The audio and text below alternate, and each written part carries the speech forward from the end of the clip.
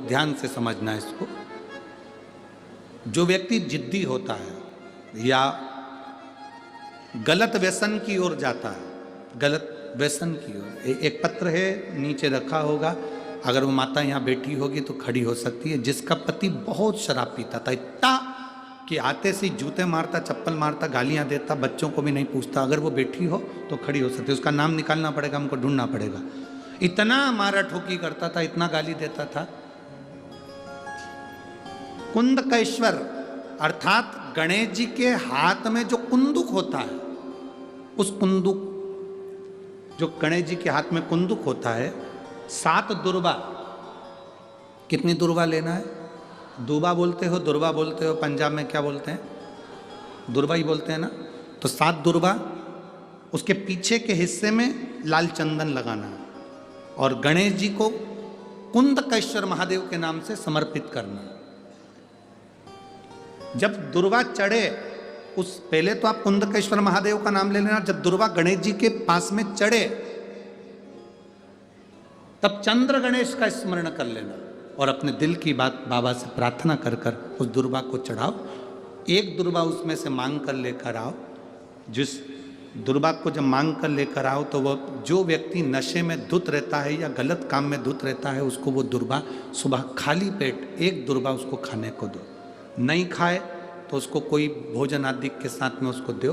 उसका नशा धीरे धीरे धीरे धीरे वो छोड़ देगा और श्रेष्ठ बन जाएगा। कुंदकेश्वर महादेव या कुंदुक का प्रहार, कुंदुक 2-3 जगह पर काम करता है। कुंदुक का अगर आपने कभी स्मरण करा हो कुंदुक का, तो कभी, वैसे तो मेरे को लगता है कि आप लोगों ने गणेश जी के हाथ में कुंदुक देखा होगा। एक शस्त्र होता है जो एस जैसा बना होता है, जो गणेश जी के हाथ में पकड़े होते हैं, दर्शन किया है, तो वो कुंदुक कहलाता है। जो बहुत चिड़चिड़ा हो जाए, बहुत अपशब्द कहना, बहुत ताने देना, बहुत गाली देना, बहुत आड़ा टेढ़ा कहना, जरा जरा सी बात में बिखर जाना, क्रोध आ जाना।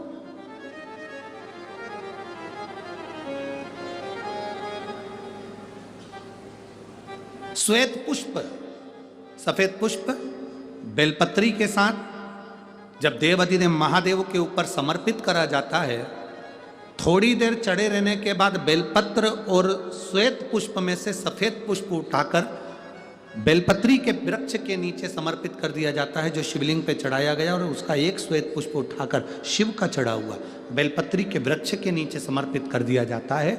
वहाँ की मिट्टी को उठाकर अपने घर के द्वार का स्पर्श करा दिया जाता है।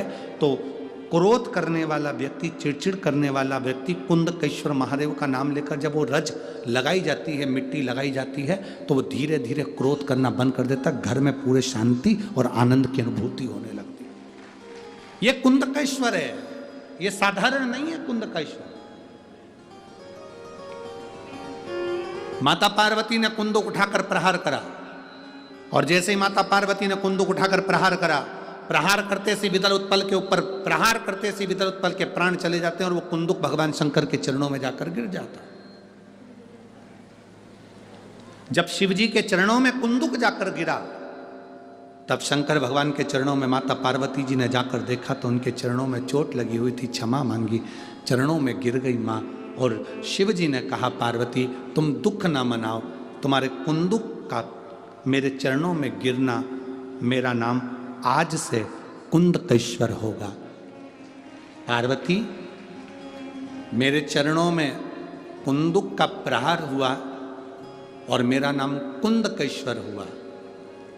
आज के बाद मृत्यु लोक में रहने वाला व्यक्ति, उसके शरीर में अगर कोई रोग, कोई दुख व्यापेगा और वो मेरे कुंदकेश्वर की कथा को पूरी सुन लेगा या कुंदकेश्वर के नाम का उच्चारण कर लेगा, तो उसके दुख का, उसके शरीर के रोग का मैं निवारण कर दूंगा। वो कुंदकेश्वर महादेव है। बोल कुंदकेश्वर महादेव की। वो कुंदकेश्वर महादेव।